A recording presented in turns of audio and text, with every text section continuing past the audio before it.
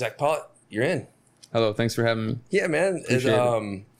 When I started all these off, I didn't want to have a lot of people close to me or my good friends in right away or anyone I worked with. So I haven't really done any of that as far as buddy stuff. And you and I have been friends for a very long time. So it's nice to have you on. I'm looking forward to talking to you and people getting to know who you are today as we roll into 2020. Thank you, for real.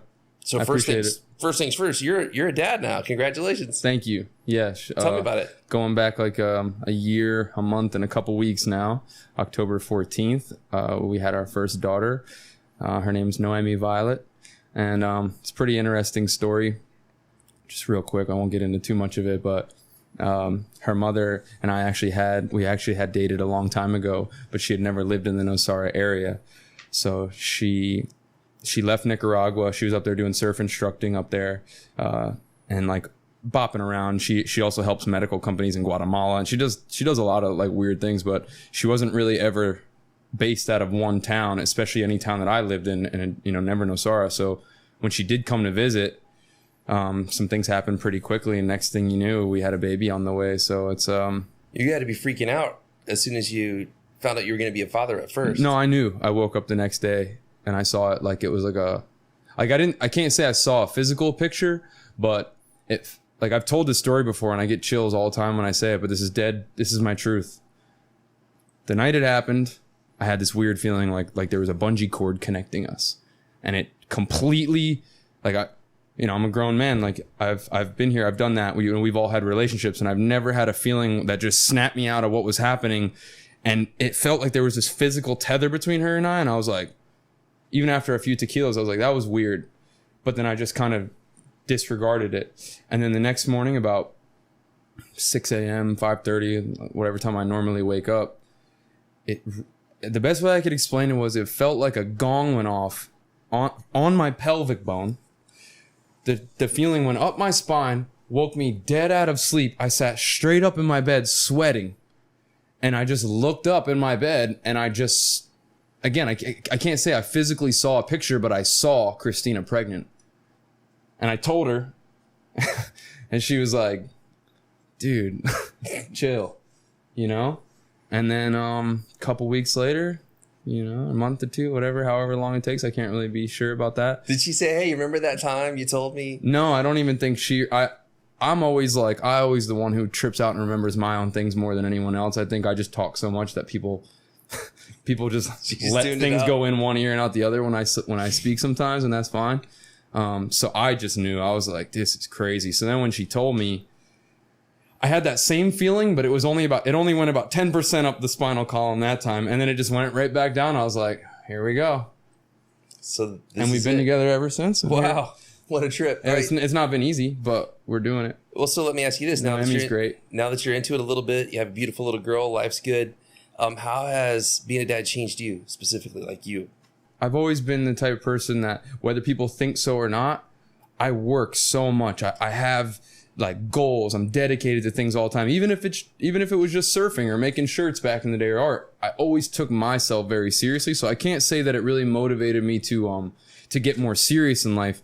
But in that same breath, it motivated me to never be down on my own, like in my own thinking anymore. Like I don't have time when things get a little slow for me, the artist's mind or even the business owner's mind. We all have it probably. When things get a little slow, you can kind of feel like, what's next? What's happening? And maybe you get like these kind of low moments. I don't have time to feel low anymore. You have a purpose now, like bigger than you. Yeah, one bigger than my art. And I do got to say, about a year before she was born, I started feeling like, where's my inspiration? Like, what do I even want? Like, I don't really care about money. I don't really care about, like, I'm already rich in mentality in my life, and I'm just so happy with myself. Like, what do I want? So I started really getting just in like a gray moment, not sad, not depressed. I was still having fun. I was still going to do my thing, but I can't say that I was really excited about a lot. And then all of a sudden she was born, and like everything on Netflix became interesting again. Like everything, you want to watch the dinosaur show? Let's do this. Like everything became more fun again. So I really appreciate her for that, and Christina for that, because that gift, I didn't know where I was going to find that again. I didn't know where I was going to find my like childhood excitement again. Gotcha. So now I'm doing it vicariously through her. Interesting. So fatherhood is going pretty well, it seems like.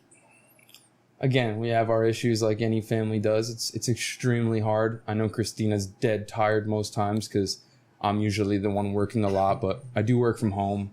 You know, I do get to like cook a couple meals a day and be with her, and I get to, you know, I'll be working and then 1 minute I'll just be holding Noemi. So I'm never disconnected from them. So I really do feel lucky. It's kind of special times. You're going to look back on that the rest of your life. Yeah.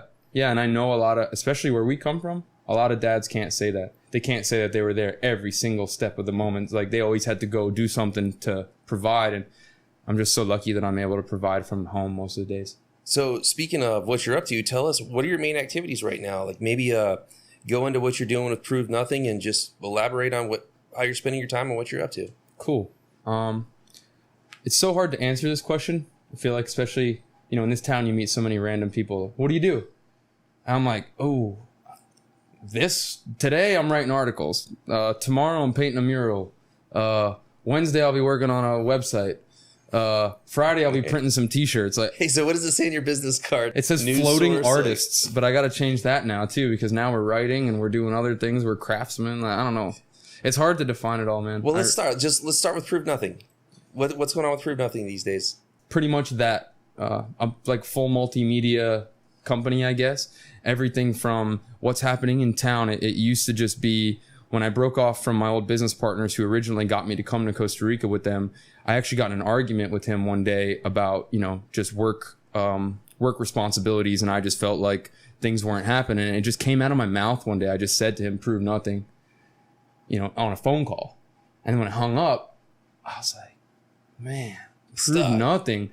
GoDaddied it, $9, bought it. And then I sat on it for like a year. And then I just, one day when I finally chose to cut that tether, that is what I chose to use as my handle, my identity, my branding, right? And then it just started as logos and graphics for people in town. But then when we were able to acquire the screen printing business from Steve, which we originally sold to him in the first place with my old business partners, that kind of all multiplied.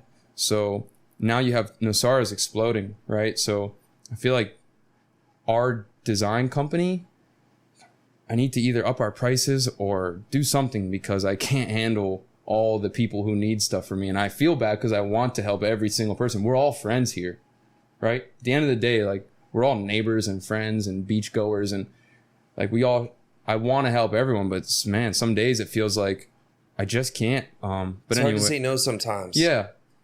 I've seen you, when you get inside of an idea, if you really like it, you especially don't want to say no because you like it. Mm-hmm. So if there's a concept, you're like, oh, I could do this with that. Like the artist in you is like, yes, because my motivation's never been that paycheck. It's about like doing it or not doing it. And then, okay, what do we got to make just to cover our time? That's like question Z usually.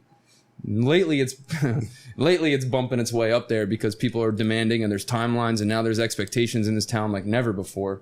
You know, I used to roll around with like, I didn't have shoes for like 6 months one time, you know, and I would go to meetings and do everything. I never felt weird about it. Now I'm probably not going to rock that same way. Yeah. Things are changing. The demographics changing a little bit in town, but we'll talk more about Nosara later. So you are a graphic designer. You've worked on countless projects around here. You did, heck, the banana and the tree right behind me. You did those.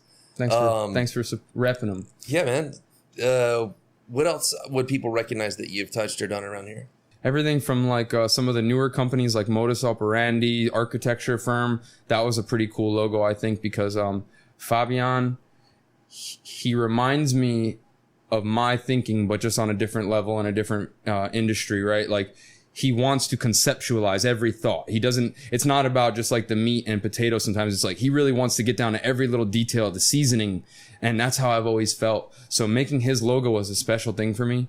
506 is one of the original logos we did, because back in the day they had something kind of similar to what it looks like now, but it was very basic. Coconut Harry's, we vectored some stuff for Olo Alaya when they first opened. When Robbie was just running his mini super, I would meet him in the back of like the mini super, and we would talk about the future plans for that, and it was all hush hush for like a year. So I've been involved in a lot of cool projects that I feel lucky. And yeah, especially coming here at such a young age, I feel like people giving me the shot was cool. As far as website stuff, you've been doing that too. You're doing richburnham.com? Yeah. So you're behind that. And then you also did Moana, correct? Yeah. Moana Surf Resort was actually, there was like a couple people who tried to work on that website, and I think it just kept failing. And then Danny brought me in, and the last person he was working with, or one of the last people, was a brilliant web coder from San Jose named Augustine. So I did pretty much all the design, aesthetics, branding of that website's launch, and then he took it back offline, put it all on private servers, locked everything away. So I can't even, if you wanted me to log into that website today, I wouldn't be able to. Either way, I'm more focusing on the creative aspect, and a lot of us check that because it's the best surf cam in the area, and we know whether to go surfing or not. So thanks to you, to them, and to you, and everybody who helped put that whole thing together. Yeah, it's cool, and I think they're not my typical demographic of client, so I was especially proud of that one, because people kind of know me as like the t-shirt kid, the surf graphics and skateboard graphics. So to be able to do like a super high-end boutique niche hotel, brand every single one of their rooms even has its own logo, that's the stuff I want to do. I don't want you to call me to make your flyer. I want you to call me to really unleash me. So Moana was that. It was like a month and a half, almost 2 month project where I was there almost every other day. Well, shout out to them for giving you the chance. Yeah, Danny and Tali, appreciate that. And the boys, their 2 kids are awesome. I can hear it in your voice. You really like that. So hopefully more work like that continues to manifest and keep going. Thank you. Now, you've recently got into cahoots with me by creating a news source called the Nosara Times. So why don't we talk about that now? Where did it come from? Honestly, if people ask me that, my answer has always been, I was driving down the street, I was passing Go Juice in North Guiones, and it hit me like a bolt of lightning through my windshield, I swear. And I just said, I'm going to call Rich and see if he likes this idea. And that's what I did. And I think our conversation was like 4 minutes, and you were like, yep, do it, let's go. And that was kind of the birth of it. And you were already, in my mind, you were like our town's Ron Burgundy, right? So I couldn't picture anyone else doing this. Ron Burgundy, what's our boy, Joe Rogan, whatever personality you want to call it, you're that in this town for me. So there wasn't really no other choice. It wasn't even a question who I should call. It was just like, call Rich now. I'm glad you did, because I like it. Thank you. I feel good about it. I don't know what I think, but I like it too. Who knows where it'll go? I think when it comes up and I'm trying to describe it to people, what I was trying to explain is, we know Nosara needs a place for news and information. Yeah, centralized. There's an audience that wants / needs that, and part of my conviction from it comes just by how strongly I feel that way. And I've noticed it, especially social media has made that very apparent between all the misinformation and all the craziness that ensues. And when people are chiming in from all over the place, just arbitrarily into social media and on gossip pages and whatnot, that's not necessarily proactively helping the community. And in many cases, it actually pulls it backwards. So the Nosara Times is a spot where we can start slowly and grow that into an ever evolving news and information source. And I'm not saying it all has to be serious and hardcore. We can have fun with it too, but we need it. Somebody needed to do it. With the Vaz of Nosara going to Vaz de Guanacaste, Nosara is just kind of sitting here with all of this potential. And I see the Nosara Times as a way to funnel a lot of attention into one centralized zone that people can just go to and digest a couple things and know that we've done our job to fact check, and we're going to try to do our best to obviously stay as neutral, because we're all, like I said, we're all friends in this town. Certain people that you and I can see and say hi to are directly opposing business interests of others, and happens every day. It happens every day in this town. So even people who have the same kind of industry here are at each other's throats. So I really want to be everyone's just sort of outlet with that. And that being said, I do want to mention this.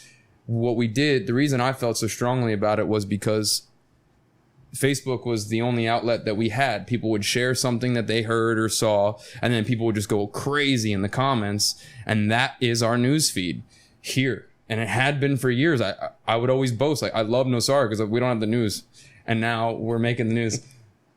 I didn't even really think about that until now. Anyway, it's people are still welcome to go in the comment section of any one of these posts and say whatever you want. But if you don't put your name, I'm not approving the comment. So anyone listening who writes these weird tag, I know who you are.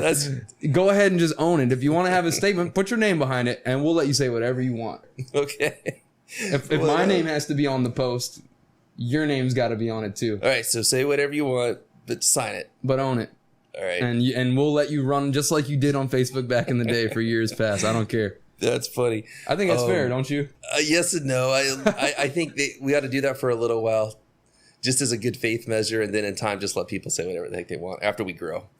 Who knows, man? I don't have any opinion on this. I don't care. I think it's hilarious, though, how many people type in mean things, or they just look at one brief moment of something without like thinking it through. Like, for example, we had some pretty intense comments come in after one of the regulatory on the discussions. Website. Yeah, via the and website. I approved them because the dude put his name there, and that's fine. He can go ahead. Right. I'm going to approve that all day long. No, so from my point of the story was that same day we had one in Spanish, and then we had one in English, and we happened to have the cameras and the microphones at the one with English. Yes. And then people were coming. It's like, you only talk to the English speaking people. Well, it was the English version of the meeting. Yes, exactly. So it was just funny. Someone's always going to have something. Yeah, so I'm learning that now. It's like someone always has something to say. It might not necessarily be accurate, and people don't necessarily like to dig into it. They just want to spew. And I think that's what makes social media dangerous. And it lets anybody type on the keyboard whatever you want. The evolution of man. Here we go. Let's see where we're going. I don't know. We'll see how it goes. So I'm really happy about it also because the podcast got real serious. Like when I started the podcast, I kind of wanted to have fun too. And when I launched my website, I wanted to be able to talk about, I went surfing with my kid today. I had a good time. I just went here. It was great. Have a lot of friends and family that I don't talk to very much anymore. I'm extremely busy. I'm here in Costa Rica most all the time. I don't travel that much. And it was going to be a way to kind of do that. But the issues in Nosara became relevant, and I'm already dialed in on all these different programs and committees and all these different things. So it just kind of, the podcast kind of took off a little more than I had expected it to. But then it got really intense. So then I kind of lost my own website, and it was like, this is a perfect spillover for me because I'm already doing the discussions and talking to people. But now I can put Nosara specific stuff over on a wider ranging platform. It gives you the two platforms. I think it's great. Yeah. And what I want to say about Nosara is we went from a secluded town of few to a secluded town of many. It's its own little world. So things have to be said. We have our own news now. We have our own things that people need to know. There's big decisions happening. There's deadlines on some decisions that community needs to be involved in. There's a million things. Isn't that the truth, man? So all that. Well, and as we transition into Nosara, here's my segue. I think pretty much everyone, myself included, none of us, when we first get here, realize that our services come from us. Like our firefighters, our bomberos, they're not paid for by the government. Well, most everywhere people who move here, where they're from, that would be just included in your taxes and your government, your trash, recycling, whatever it may be, all these services are included. And here we have to coordinate and do that. So you have the older generation, a lot of people who've sat right here and we've done podcasts with, the Bobbies, the Alices, and Friends of Nosara, and all of these things.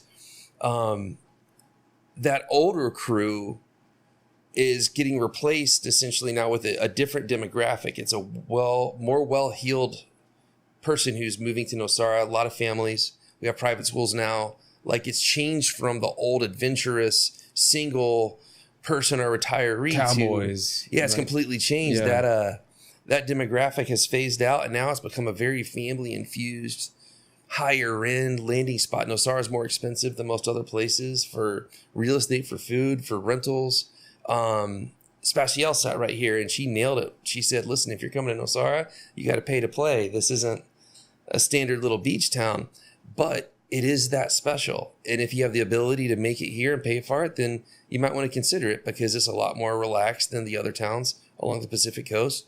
But my point is, when you move here, you probably didn't realize that we just now got in a Nicoya to pick up our trash, like just now. Like this literally it just happened. 4 or 5 months ago, right? Right. So that comes as a shock. Then it's like, hey, the Bomberos, there's a big fire. We have a dry season. We have a ton of fires. When people learn that that was funded from people right here, it's like, oh, I didn't know that. And I hear this every day. We made a video together over a year ago explaining that same thing, and people still don't know. And it has like 30,000 views or something. Crazy. Like it was a pretty pumped up Facebook video. Wow, man. So, and people still don't realize that. So, yeah. So but that's also what makes it so special to be here. I've always exactly. That's I what like I was that. going for. I'm not a big fan of systems in government either. Like just like a lot of people. It's like the police. When you're a kid, you don't like the police. Then you grow up. Even Dr. Dre's like, I'm really glad we have police. So we need certain systems and certain functionalities all towns have. But we also like the remoteness and the rusticness of the combo. So when people come in, well, the news sources, it's going to allow people to see.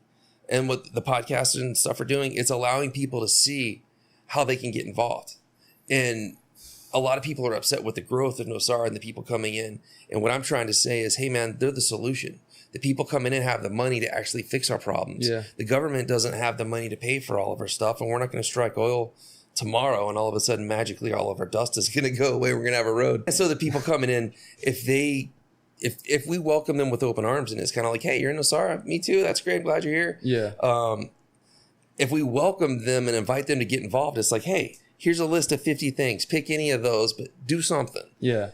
You know, you're welcome, but we got to do this together. I think a lot of the new people will do it. I really do. I think right now they don't know where to go. So I'm excited about helping with that. Yeah. Let's talk about what you are doing for fun these days. I've been putting Noemi on my shoulders a lot and bouncing her. It's like, yep. So enjoying your daughter, playing with your daughter. I live in Garza, and I do believe Garza is probably, for someone like me, there's not a better option to live than Garza. You have the best of all worlds. You're still 10 minutes from Guiones. You have the beach right there. There's never anyone there for some reason. Yeah, I like to swim. I've been doing some like basic spearfishing every once in a while with my boys, just go and jump out over the reefs or just swim out myself. I still like to make art. I've been doing a little graffiti here and there with my friends in the city with some of like the actual like graffiti hitters from out there. They brought me and my buddy in from LA and let us do some painting with them. And they tell us about that. Man, it was cool. I went to college with this guy named Shakir Manners. Shout out to roommates. What a name. Shakir Manners. He's a pretty interesting cat. He's super talented. We were college roommates, and he always chose the hand graphics route, pencil, paint, pen. And in college, I never really liked that. I would use it to do my concepting, but I started drawing on my computer with my finger on my trackpad, and it just changed my life. And so him and I got to we studied. You know, we both studied for our bachelor's degree in computer science. But that kid didn't touch a computer. He just went the graffiti route. And I touch a computer every day for the last 10 years. So he comes into town once a year and stays with me. And then I bring him around and he paints. And whether it's someone paying him to do it or whatever. And this time he didn't. We just did it. Last time someone threw a little bit of money for some supplies and we painted a wall in Nosara. But this time we painted the Barco del Amor building in Garza because someone had already started to do some things on it, and then we saw some of the graffiti dudes came out from San Jose, and we were like, all right. I think people are digging it, man. I've been seeing that pop up all over the place. People were sharing it a bunch, and like I'd just be in Garza a lot, and people come up and thank me. I'm like, dude, for painting a chicken? I'll paint chickens everywhere. If that's what people want me to do, I'll paint chickens forever. Did you name it? He doesn't have a name. I just call him Cheeky. He was my chicken. We had to get rid of him one day because he was a little aggressive with the other lady chicken. So, yeah, we ate him, and I figured I would immortalize him forever on the wall. I'm never gonna look at that drawing the same. He's real. That's a real thing. That's a real happened. chicken. All right, so graffiti. And you're getting back into the bay. That was nice to hear. Yeah, like because we take my daughter to the beach every day, Christina and I. So if I get a second or if the water looks good, I'll swim out to the boats in Garza and kind of swim around and then swim back. It's so nice. You ever get scared doing that? Not in Garza. Guiones always has freaked me out a little bit. It just seems like you're in an open ocean a little bit. It's so big. It's not a small little bay. When I'm in Garza, you can literally look at the reef and just you can see that as long as you don't go past that reef, you're not actually in the ocean yet. You're kind of in a contained area. So I love Garza for that reason. I grew up mostly in Florida around the water and everything, and swimming and jumping on boats. So I just feel super comfortable there. That's cool. So let's talk about Nosara a little bit. Super quick, because everybody probably already knows. What are your likes, and keep those quick. Because my work and what I do is so much of my life, I'm gonna pull it back to the prove nothing thing. I've never been in a town where I feel like my outlets and the things I choose to do stick so well. And I've had other designers tell me that too, like that they just think that my work it really fits here. And I think it's because I morally am so excited to work with people, because I know none of us are employees. We're all entrepreneurs. Something about that fires me up to go back out into this town every day. I don't feel like I'm going to clock into some system and just, it's more like we're all doing something real here. Everyone's really doing their thing. The restaurants mostly are, I don't know any of them besides the Moosmani now that just got put in here. And then the old Bagel House was a franchise, but there's no franchises here of any kind. So there's no rules. You do what you want to do.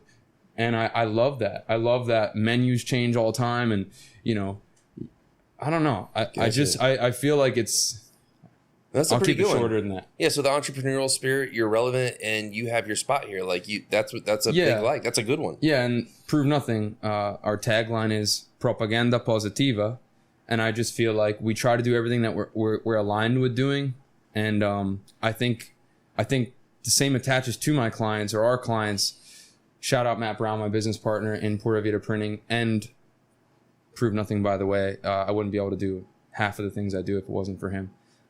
Fact. And then Kyle Bombard's our other business partner with the print shop, but that's another issue, right?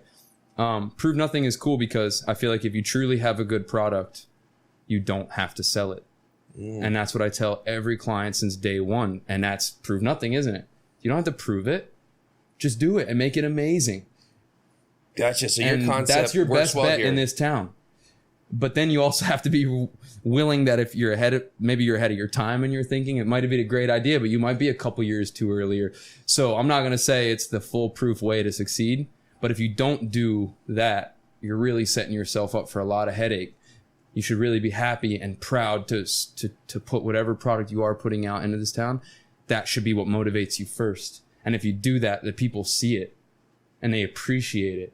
And you get real fans of your brand that way. Real fans, like people who come back year after year and just want to talk to you and see you and say hi. That's so nice. You're segueing into a good second which is how the relationships, you might not see people for very long, but they keep coming back here. Yeah, and what tourist town is like that? It's really sticky here. Yes. Why is that?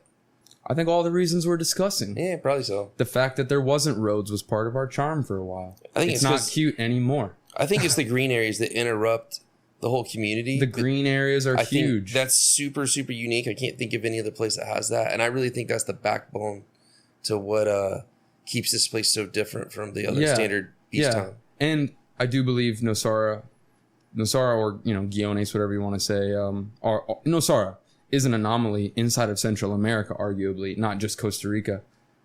I don't know if there's any other town so small that has so much privatized, I don't know how the word for it is, influx, energy, business, all that. It's all ours. And we're so secluded from everyone else. Whereas you could arguably say Jaco is more of a developed town, but it's different. Nosara is so special because of so many reasons. And it's hard to even quantify that right now.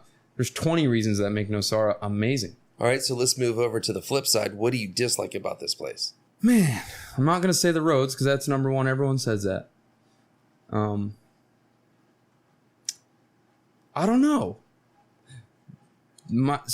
Getting pissed at my windshield driving down the street is the only thing I can really say that pisses me off. The roads and dust are pretty good ones, actually. It actually. really bothers me a lot. You'll say things you don't mean to say, and you might drive a little faster than you don't normally drive. I don't think I do that often, but I'm not going to say I never do that. Never been in an actual car accident in my life. I've dumped a moto one time late at night being stupid, but it's because I was looking at stars. honestly. And then I was like, oh, a turn, boom. So, you know, the road. I don't know what else to say besides that. I do think there is a lot. If we're gonna go ahead and get to some grit, and like you want me to show my ass a little bit, excuse me. There's a lot of hypocrisy of people just like pretending to be one thing, and really at the end of the day, their motivation is this. Like, it's just funny to me. What do you mean? I just think a lot of people love to tote this whole like, you know, it's about love and healing and blah blah, but it's a ceremony. Oh, but it's $350 if you want to join a ceremony. I don't think you should call it a ceremony. You should call it a cita. It's a meeting. It's an appointment.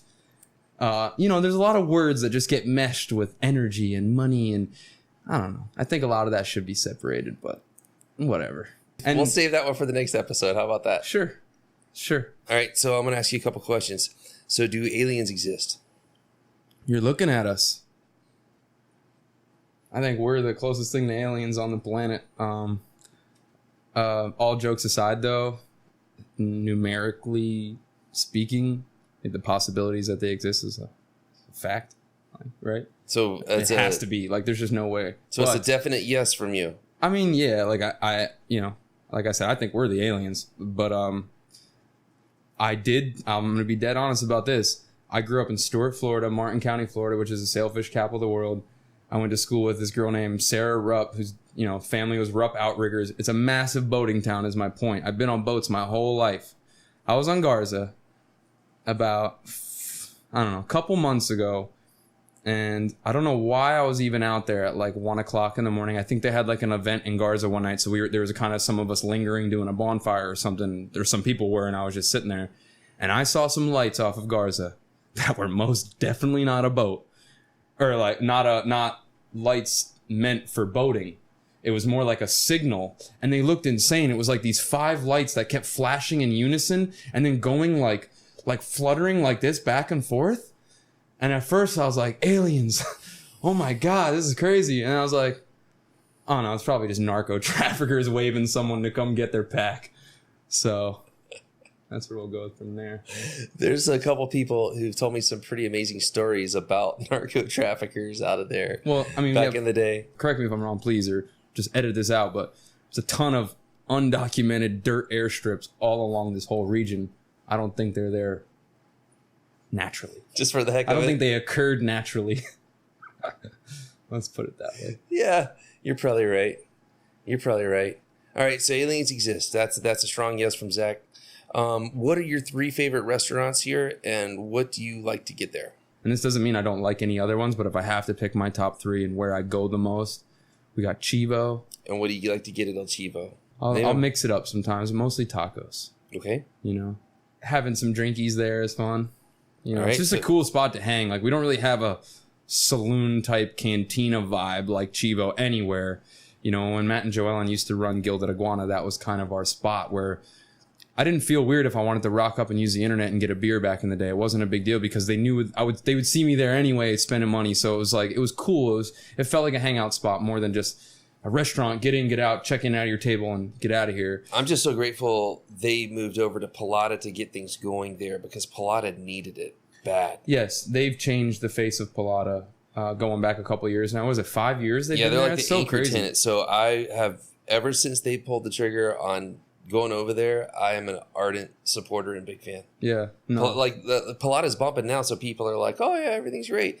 You should have tried to sell something in Pollitt or tell somebody 5-10 years ago that it was a cool place to be. 9 times out of 10, if I'm going to Pollitt, it's to go to El Chivo.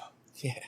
Like, and then I'm like, oh well, then we'll hit the beach too and go to Olga's as well. But if I'm driving there, it's because I already am planning to go meet someone at Chivo or something. Usually, well, I'm glad it's a major draw for that neighborhood. Yeah, I'm glad they're there, and La Luna stepped up a bunch because excuse me, because it was really super helpful. La Luna's kind of in its own category, right? Like I don't even feel like bringing them up because they've been around for so long. They do such a good job, and it's just, I don't know. It's. Now I got you. So let's go back. You're number 2. El Local, probably. They're starting to come up a lot more. When I ask this question to people, yeah, El Local's being brought up a bunch. Why do you think that is? I feel like when they opened, there was already this sentiment in the air that like, there's too many restaurants. We don't need any more. I'm not going to spend $12 for a plate of food. What happened to $5 tacos? And I went to, because my friends were, some of us, we all know people who were opening that restaurant and bar and some of those people. So I would just went there to support anyway. And I thought every time I handed them $10 to $15 for a meal, what I got back looked like nothing else in the Nosara cuisine climate, if that's a correct terminology. Like, everywhere for so long was, the pollo, a la whatever, like everywhere had the same menu for years, and they were just kind of like copying each other almost. It seemed like there was a standard that worked and people stuck to it. And I feel like the era of El Local opening was when we really started seeing cuisine options here that was like, God, I can finally go get something that's not the same thing I'm eating all the time, which was great. I mean, I love Lomito Jalapeno and all that stuff we had for years and years and years and years, but it was nice for them to mix it up. I think they did a good job, and they made a menu that just no one else had. Gotcha. And then my third, they're not a restaurant, but they are. It's Organico and Single Fin. I remember when they first started doing sushi, I made a post on my Instagram, on Facebook. I was like, I forget what I said, but it was like, Organico does sushi now, and it's awesome. And I'd never seen one of my public posts get so many likes about some sushi. And then, but the owners there are avid fishermen, and I think Fritz is kind of doing his own thing now. So Organico is just this great place where I'll stop and just spend so much of my last dollars because it's so convenient, and you can just grab a wrap and a tuna thing and a poke bowl and just slide. And they really are conscious about their to-go stuff and all that. So I think they do a good job, and I catch myself there like 5 times a week. What gave them kind of a unique spot in the marketplace, I think, is people are starving for something fast. To get something fast here around here. That's good. Because we can all get fast options in the super, but I honestly, and this is no knock on anyone or any one culture, but most mini supers in this country, I don't want to eat a thing from. And it's no offense, but that's just a style of business. Just like I wouldn't want to eat anything out of a 7-Eleven. It's kind of the same thing. Like I walk in mini supers and it's kind of hard for me. I'll usually just grab some fruit and be like, man, because I don't want to eat none of this stuff. It's dead ass. I don't know what to say. Yeah, I get you. We got 3 or 3? El Chivo, yeah, Local, and Single Fin. Yeah. Oh, Pura Pizza's got to get that shout out. I'm sorry. We go to Pura Pizza like every day.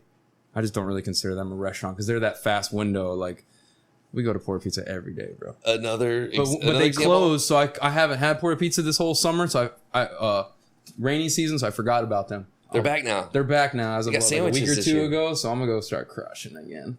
I'll put my pounds back on. I'd like to hear 3 of your most interesting Nosara stories. So I can already tell you one of them for me is when you're looking at the stars and you crashed your bike. That was hilarious. Yeah, the way he told that story earlier. Yeah, because honestly, right before I crashed, I was looking at the stars and I said to myself, could anything get any better? Like, what? Life is so sweet. Oh, it turned! And I just crashed. So the whole yin and yang. It was like 4 o'clock in the morning. I'd helped the bar clean up. I was feeling so good and so happy. I was just like, oh, I'll stay and clean up beers with you guys. I don't care. And that's what I did. And then on my way home, ironically, someone even told me that night, be careful. And it was someone who was pretty drunk. So I was like, yeah, I got it. Thanks. Pretty ignorant of me. I should have listened. This dude looked me straight in my face. Like, I don't know where he got that knowledge. But he just saw me and was like, dude, be careful. I was like, all right. And then I ripped my knee off and decided not to go home and just had to like stare at my kneecap for like 2 months while it closed. It was pretty insane.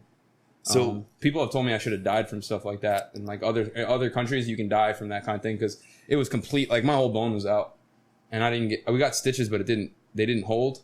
They only hold for like a week or 2, and then the day or 2 weeks we took the stitches out, it just went. I was listening, and my whole kneecap just popped right out, and I was just looking at the bone like, oh man. So that was a pretty crazy story. But it's funny you said that a second ago about if you had been in a different country, that could have been death. But I was listening to another podcast and they were explaining it's been a very short amount of time that if you got a significant injury like that might have been the end of you. Yeah.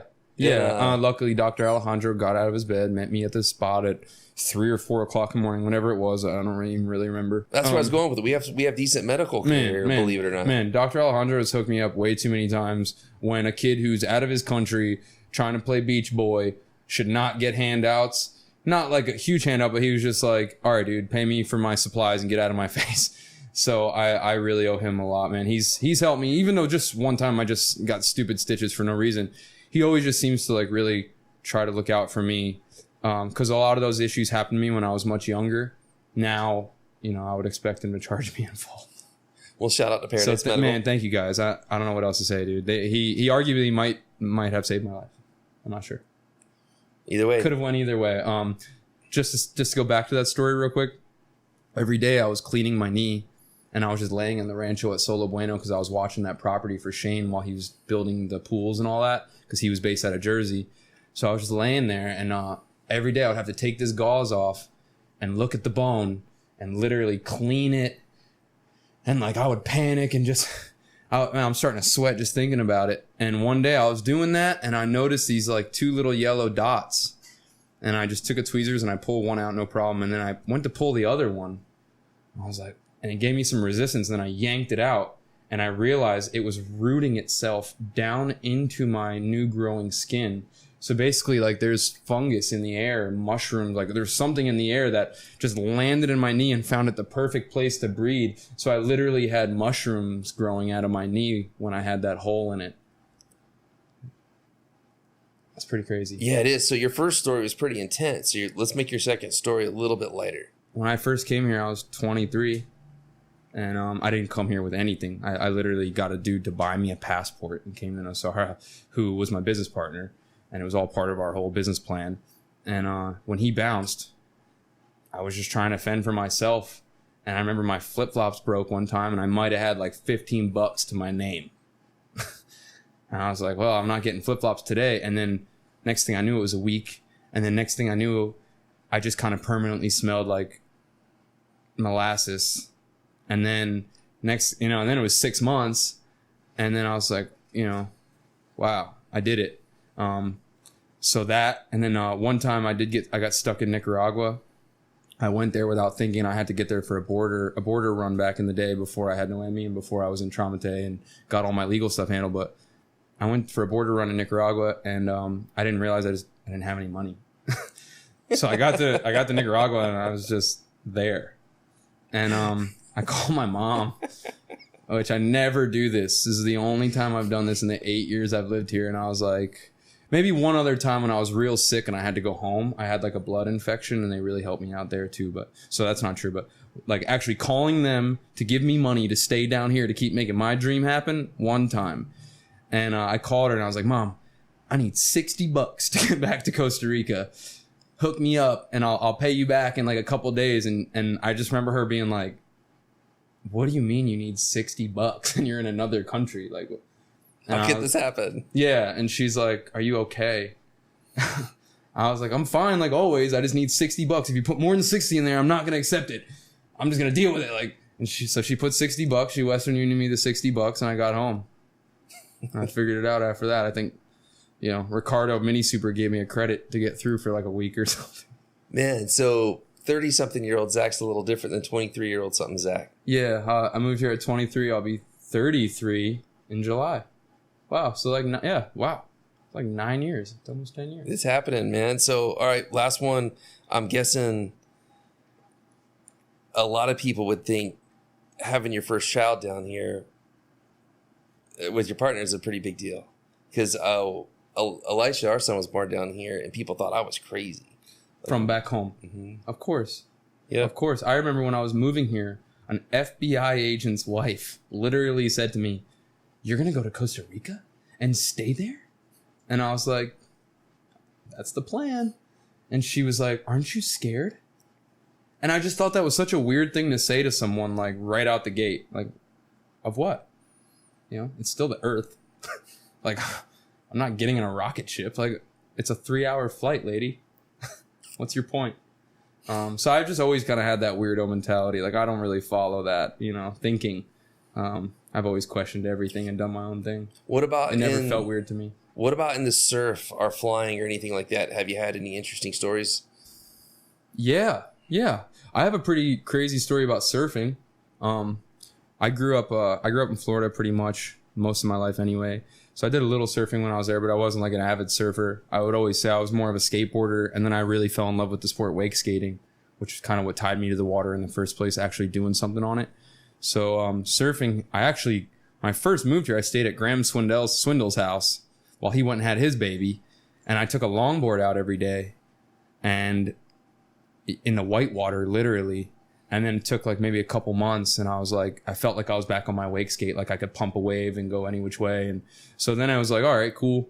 And after about 2-3 years, I felt pretty comfortable going on trips to Popoyo and going to trips to Pavones, all those things, and surfing decent sized waves. Now I don't love big wave surfing. I don't get fired up on that. In fact, I like surfing when I'm not scared.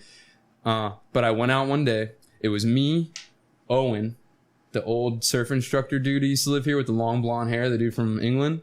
It was me, him, and he was teaching 2 people. And I went out on the beach and I saw a bunch of people on the beach and it didn't look so big. So I was like, I'm going out. And I went out and it was just him, and his 2 clients. And then all of a sudden I saw these sets coming in and I got a little nervous. So I was like, that's why no one's out. There was just a long time between sets, but when they were coming in, they were monsters, dude. So I'm paddling with the son of this surf group. So Owen's got the dad and the son are his 2 clients. I'm with the son. We're neck and neck paddling out, and the dad and Owen are about like 15 feet in front of us, going towards the set. And as soon as I saw the wave, I did freeze. I was like, I'm gonna turn around. And I was like, no, never mind, go. So I blasted it, and then I looked, and the kid had already took off. He was paddling back towards the beach, and I was like, he's about to get smashed. But I ended up getting smashed. So Owen and the dude made it right under the wave, and this just giant Guione set. I don't know if it was before the earthquake or after the earthquake, which kind of changed our lineup a bit, didn't it? But this wave hit me right on my spine, and I just remember instantly being stuck to the floor of Guiones, way out, and just kind of pinned on my shoulder, and just like I couldn't get up because the pressure of the wave was just holding me there. And Guiones is usually so soft, so the fact that this lip just like came down on me like that, man, I kissed the sand when I got back. I was so scared that I just turned. When I came up from there, I went straight to the beach and I just laid there and caught my breath, and I'm pretty sure I kissed the sand, just like you see in movies. I was like, thank God. That sucked. So, yeah, I mean, as sweet as like soft wave it is sometimes, always respect that ocean. We definitely have drownings every year, and sometimes those waves get kicking, and you don't think it's so gnarly, and then you get out there and it's big. And some surfers will watch this and be like, but I don't care, dude. I don't like surfing those kind of waves. Oh, they're not telling the truth, or they haven't been surfing long enough. There are days you will get scared, and those long periods spread out days are the ones that it can sneak up on you. Man. It happened to me once at Cameronall, and it was breaking. It was about, I don't know, head to a couple feet overhead, clean as a whistle. I was like, this is amazing. So I shot right out there, and I didn't realize the waves I had been watching were not the sets at all. They were just the in-betweeners. And when the sets, it was just layered. That was one of the first times I was really like, I'm in a pickle. Yeah, that happened to me there one time too, but it was my first year of being here when the boys brought me down there. Uh-huh. So I went down there with them to surf thinking it would be sweet, and it wasn't sweet, bro. I was super scared. Yeah. I don't care. I ain't proved nothing. I could give a shit. Nice. It was gnarly. Well, hey man, you got this platform. Is there any more shout outs or anything you'd like to say or get off your chest while we're here?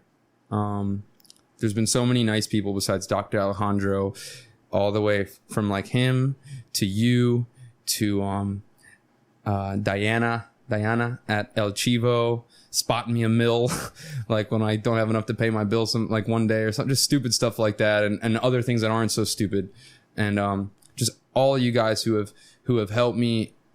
I feel like there's so many I can't even remember. I don't want anyone to ever think I don't care, appreciate that. I'm a young man trying to do my thing too, so some days I might forget to go above and beyond it, and then I come back and figure out a way to reciprocate for some of those people, because maybe some days I don't feel like I even know how to some of those people. Like Dr. Alejandro, what can I do for him? Like he can call me anytime he wants, bro. I'll come move your couch anytime, bro. Besides that, I do want to give a shout out that has nothing to do with Nosara. A couple months ago, maybe 6 months ago, I started getting this weird feeling like Nosara wasn't enough for me anymore. And I don't want anyone to judge me on that, but honestly, like, I do so many things with my graphic stuff and like everything from motion graphics to sculpting to video directing that sometimes I feel like I don't have all my outlets even here anymore.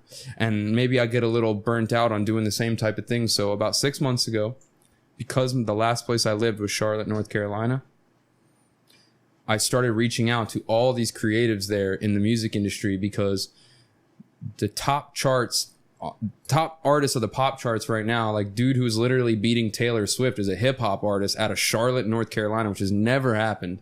And my family had moved me there when I was 17, so I have roots there now. And I started working with this young videographer there named Cosmic, and Kevin Smith, ironically, is his name, even though there's another director very famous named Kevin Smith. So I just want to give Kevin a shout out, because he makes me feel like I can stay here some days but still touch the outside world. Not just what you referred to, where the outside world comes to Nosara. The internet allows me to do work with him. So I've maybe branded 10 or 15 music videos with him, and I've never even met the dude in my life. I speak to him like 3 or 4 times a week from my front yard in Garza. Christina has even questioned why I speak to this man so often. So he's a young dude. He's only like 23 years old, but I really believe in what he's doing, and I love that opportunity to be able to like do stuff from back home that has nothing to do with our world here at all. It helps me stay sane some days. So I just want to give Kevin a shout out as well. Yeah, right on, man. I'm happy for you that you got that. Thank you. Yeah, I'm also happy you came in. So thanks for coming in. Thanks for being so open and sharing. And man, it's a pretty cool story. I hope so. If there's anything else you want me to cover or anything you feel like I didn't say, or not at all. I think the story of you coming here penniless and glued to your computer. Oh, don't get me wrong, I'm still penniless, but we got opportunities now, and that's valuable. we have real things. Like the other day I woke up to 20 emails. To me, that's insane. Like there's 2 guys, like we're art kids, trying to do this. So we're not business administrators, we're not accountants, we're not we're not secretaries. I don't do paperwork well. I've never been that type of guy, so please don't fault me for that. I just want you to unleash me on your creative. So I feel like I'm so happy that we have so much opportunity now, because it is all about my baby and trying to build a little thing for her that if anything ever happened to me one day, she'd be cool. Well, I'll give you a shout out and a put down all at the same time, but it's all surrounded with respect. So I've stopped. I don't give you financial advice because I've learned that I don't take advice well. Well, yeah, I guess that's the first point. People tell me all the time I don't listen. So usually it's the females in my life that tell me I don't listen, and that's fine. I'm working on that, but I did just cut you off. So go ahead. I was not even going to mention that. I was just going to laugh at it. So you made your own point. That was pretty good. But here's what I'm getting at. Here's the compliment part. I've seen you sacrifice income, and I've seen you sacrifice future peace of mind multiple times to do what you want to do. And I've told you this privately. For me, that's mind-blowing, because I'm sitting here telling you, like, this podcast and what I'm doing right now in the Times, like with the Nosara Times and this podcast, this is the first thing I've ever done that I wanted to do in 20-something years. Turning 44 next year. And you've stuck to that from 23 and penniless all the way to coming up on a decade here. Found a way to still make it and doing what you want to do. And for me to like see that, mad respect. Thank you, bro. I just got chills. Because thank you, man. I wake up and go do a lot of stuff I don't feel like doing every single day. And I'm just now learning that maybe it is possible to do what you want to do. And for all the people like you've been out there doing that, it gives me hope. So that's the direction I'm trying to go. I'd like to do stuff I'm more interested in. And you never have not. So when I talk about this, you're just like, how could you not be that way, Rich? And I'm just like, how could you be that way, Zacc? And we both kind of, I think maybe there's a nice little mesh in there and we can learn from each other as we go. I appreciate that, man. For real. I appreciate you.